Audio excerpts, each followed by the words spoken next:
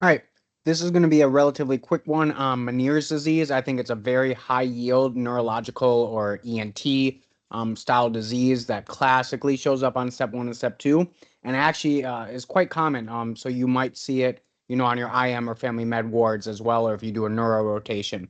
So I think it's a very important disease to understand for both of exams and for the rest of your life. So we're just going to really quick discuss the following with regards to Meniere's. We'll talk about the clinical presentation, the pathophys, the management, why we can sometimes use gentamicin, and then a putting it all together case.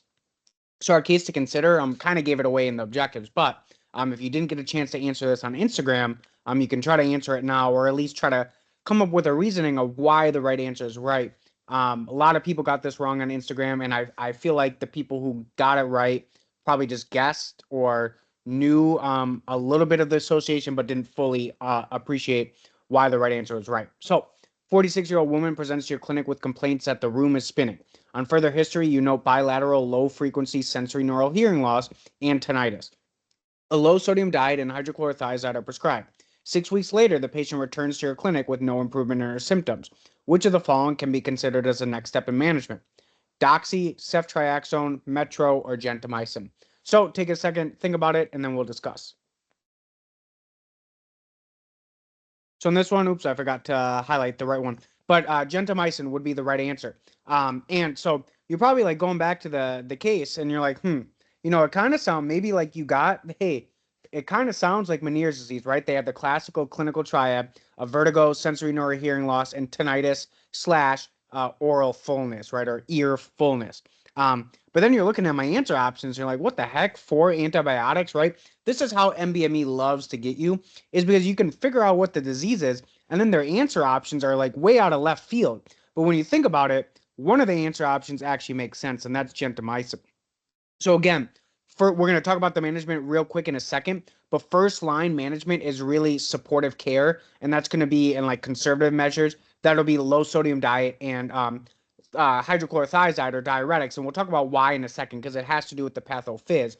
But really, according to the American Academy of Otolaryngology head and neck surgery, for patients with active Meniere's disease who do not respond to the non-ablative or the conservative therapy, the next step is offer or to refer for intratympanic gentamicin.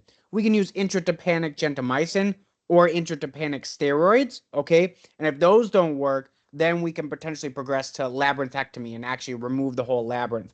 Other like kind of step ups we could consider something called beta histine, which is a more like centrally acting antihistamine. It's a newer drug, still not fully like listed in a lot of the literature, but it does come up.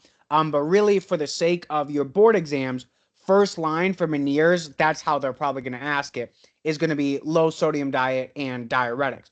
However, sometimes I've seen, they'll give you, oh, they started on this, this, and this, and it didn't help, and you have to understand the next best step. And honestly, if you knew anything about any of these antibiotics, if you knew something about gentamicin and you knew, hey, aminoglycosides are usually nephrotoxic and they're ototoxic. Could the ototoxicity be the right thing that's like pointing me to this answer? So I think that's honestly how a lot of people, if they got it right, that's how they got it right, is they knew aminoglycosides have something to do with like the ear, and maybe that's why they picked it. But do they fully understand? I don't know, right? And so I'm going to flesh out why this is the right answer. If you want to read more about the clinical guidelines, here's the DOI. You can just screenshot and throw that into Google if you want. But really, none of the other antibiotic choices would make sense. This patient did not have an infection. I just wrote the answer options like that to make it a little trickier for you guys.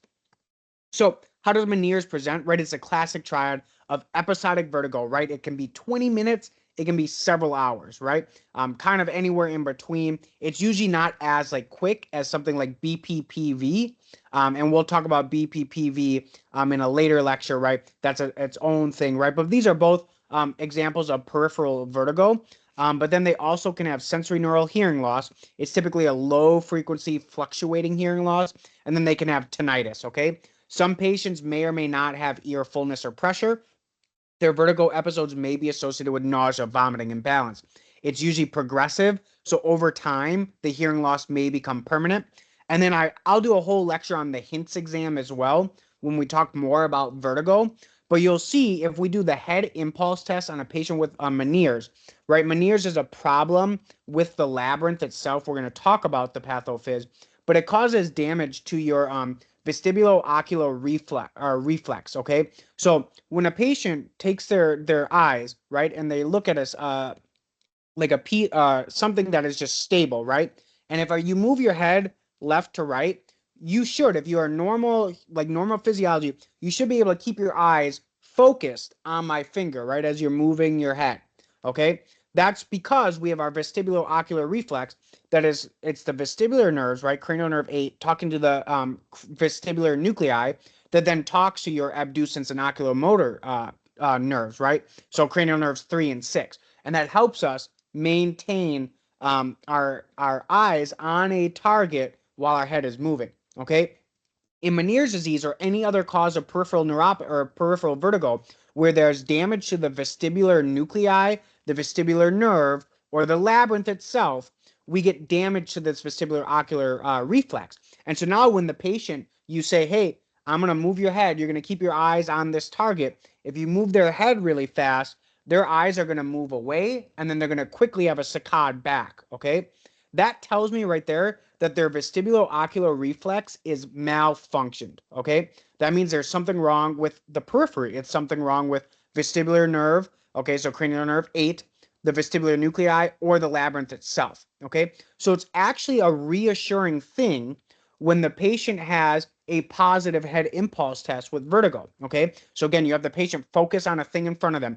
You're going to quickly move their head left or right, and you're going to see, are their eyes able to stay focused on that thing, or do they divert away and then saccade back?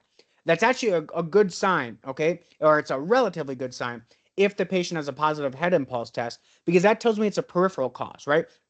I'd get very concerned if the patient has this vertigo sensation, right? It feels like the room is spinning around them. That's how we kind of describe vertigo. And I do the head impulse test and they're able to maintain fixation. That kind of keys me in that it might be more of a central vertigo process and it could be a cerebellar or brainstem stroke. Okay, that's what scares me. There's something called the HINTS exam where we do the head impulse, nystagmus, and test of skew. Again, I'll do a whole lecture when I do vertigo, but really quick, the next step, right after I do the head impulse test, I do the nystagmus test, right? So follow my fingers, right? Usually in peripheral vertigo, the patient has unilateral nystagmus, so it's only one way and it's only in one direction, right? So it's only horizontal and it's only to the right. Okay, in a patient who has a cerebellar or brainstem infarct, right, or potentially other causes of central vertigo, maybe like multiple sclerosis is another common example. Those patients may have multi-directional nystagmus, right? I move to the right and they have nystagmus to the right. I move to the left, they have nystagmus to the left. All of a sudden, I start doing up and down and they have upbeating torsional nystagmus, okay? That's more concerning for a central cause of vertigo. If it's just unilateral, it's more consistent with the peripheral. Again, we use our head impulse test too to key me in. The last thing we do is the test of skew. So I cover the patient's eyes and I say, hey, look, you're going to look forward right at my nose. I remove and I put it back. If their eye has a saccade there, that's more indicative of a central cause. Okay. Again, I'll go over the HINTS exam more in depth when we do vertigo. I felt bad if I didn't fully flesh that out. Okay. The pathophysiology of Meniere's, it's due to endolymphatic hydrops, okay? So it's overproduction of the endolymphatic fluid in the inner ear. It causes distension of my membranous labyrinth, okay? That increased pressure disrupts the vestibular and auditory signaling, and then we get mechanical stretch and rupture of Reisner's membrane. Reisner's membrane is what separates the endolymph from the perilymph. So all of a sudden that membrane is kind of getting stretched and gets burst, and we get sudden mixing of the endolymph, which is really high in potassium, and the perilymph, really high in sodium. That disrupts electrochemical gradients and it triggers abnormal depolarization of the vestibular and cochlear hair cells. So again, endolymphatic hydrops will get overproduction of the endolymphatic fluid, or they haven't really like fully developed out. Is this overproduction of endolymphatic fluid? Is it under reabsorption? Is there some sort of viral trigger or some sort of autoimmune trigger? We don't fully know, okay? But for some reason, there's too much endolymphatic fluid. It causes stretching and distension of the membranous labyrinth. It causes mechanical rupture. We get mixing of the perilymph and the endolymph. we get mixing of the sodium and potassium rich fluid. It disrupts the electrochemical gradient, and we get abnormal depolarization of the vestibular and cochlear hair cells, which leads to the feeling that the room is spinning because our vestibular nerves are overactivating. Okay. So again, possible triggers: abnormal fluid regulation, autoimmune ear disease, viral injury. It's often idiopathic. The patient may tell you that, hey, they had upper respiratory tract symptoms, a week or two before, right? Maybe. Um, so management, again, we've talked about this, but we do low sodium diet. We limit caffeine, alcohol, nicotine. We can do diuretics like hydrochlorothiazide. We can do vestibular suppressants like meclizine and antihistamine. Benzos, obviously we got to be careful with benzos. We can use those during attacks, and antiemetics. Again, the low sodium diet and the diuretics are really going to help reduce overall fluid in the patient's body, right? Because again, at the core of the pathophys is endolymphatic hydrops, too much endolymphatic fluid. Let's limit that by limiting our sodium and giving the patient a diuretic. If these fail, we can go to more procedural or surgical. We can do intratympanic gentamicin. So the gentamicin is going right into the tympanic membrane. It's not like the patient's taking a pill. Intratympanic steroids, endolymphatic sac decompression, or vestibular nerve section or labyrinthectomy, okay, for refractory cases. So those would be like third line. Okay. So why gentamicin, right? If you remember back to like M1 year, gentamicin is ototoxic. It selectively ablates the vestibular hair cells, usually type 1, okay? So you're like, wait, why would we cause ototoxicity to these patients? This is actually a good thing. If we reduce the type 1 hair cells that are actually sending out these chemical signals, right, causing the overactivation of my vestibular nerve, we're reducing the vestibular function, which will lead to less vertigo. Now, we have to be careful with the dosing. If we use the right dosing, it'll spare hearing, okay? However, if we're not careful with the dosing, or maybe the patient is very sensitive to aminoglycosides, they could lose some hearing, okay? This is used when the vertigo is disabling and it's refractory to, low sodium diet and thiazides, or if the patient retains functional hearing and prefers less invasive options than surgery. Okay, that's why gentamicin. Ototoxic, destroys type 1 hair cells. Type 1 hair cells are what are really important for stimulating the depolarization and the vestibular nerve signals that overactivate my vestibular ocular reflex and gives me that sensation of vertigo. So if we ablate that, the patient's vertigo hopefully will get better. Okay. So let's put it all together. We have a 39-year-old woman presents with a 4-month history of episodic vertigo. It lasts 30 to 60 minutes. She's got left-sided hearing loss and intermittent tinnitus. She describes a sensation of ear fullness before each episode. The symptoms have occurred 5 to 6 times, and she remains off balance for several hours afterward. Audiometry confirms low-frequency sensory neural hearing loss on the left.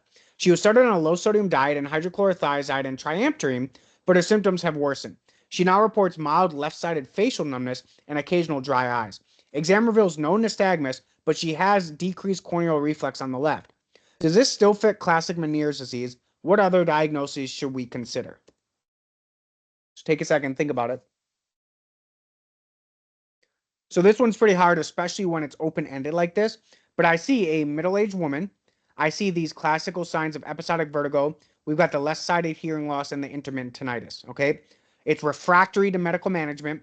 And now all of a sudden, hey, we have left-sided facial numbness and occasional dry eyes. I'm thinking, okay, we're having potentially Bell's palsy when I hear left-sided facial numbness and dry eyes. I think keratitis. I think Bell's palsy. I think inner ear problems, right? This could potentially be some sort of autoimmune disease, right? What autoimmune disease do we know can classically cause Bell's palsy and keratitis, especially in a middle-aged woman, right? That a lot of autoimmune diseases come to. What I really wanted you to get at was sarcoidosis. This one's hard. I'd maybe have to push you in the direction more. The reason I asked it like this open-ended is because I wanted you to see, hey, this may fit Meniere's, but if something else pops up that kind of points me in a different direction, we should be open-minded, right? So the red flags, the facial numbness suggests cranial nerve 5 involvement. We also could have full-on cranial nerve 7 and full-on Bell's palsy as well. The dry eyes suggest autonomic or systemic involvement, and there was no response to treatment. So maybe not Meniere's, but not all Meniere's patients respond to treatment. So further workup, we'd probably want to get an MRI brain with contrast. We'd see enhancement of the internal auditory canal and leptomeninges if this was sarcoid. We could see elevated serum ACE and we could see elevated calcium. Forgot to put that on there. So sarcoidosis can classically have elevated calcium secondary to granulomatous formation, which increases the activation of 1-alpha hydroxylase, thus increasing vitamin D. Vitamin D goes to my gut, increases calcium reabsorption in my gut. We can see on the chest CT or chest X-ray the bilateral hilar lymphadenopathy, and we can confirm with biopsy that we have non-caseating granulomas, as opposed to, say, tuberculosis, where they have caseating granulomas. So this would be neurosarcoidosis with inner ear involvement. Some teaching pearls, right? Sarcoidosis can impact cranial nerve 7, cranial nerve 8, and cranial nerve 5, which we kind of saw in our case. Inner ear granulomatous inflammation may mimic the Meniere's disease, right? So always rethink diagnosis if other cranial nerves are involved, okay, not just cranial nerve 8, like we saw in this case. Systemic symptoms are present, right? If the patient has fever, joint pain, right? Weight loss, and if standard therapy fails. Always question, always ask why. That's the key point of this, okay? Want to read more? Here are the clinical practice guidelines for Meniere's disease, the executive summary. So if you're like, hey, I love Meniere's disease, I can't get enough of it, there you go. Take a screenshot, put it into Google. Otherwise, if you got questions, please feel free to email me. Hit me up with any topics you want me to cover. I'll keep them coming. Until next time.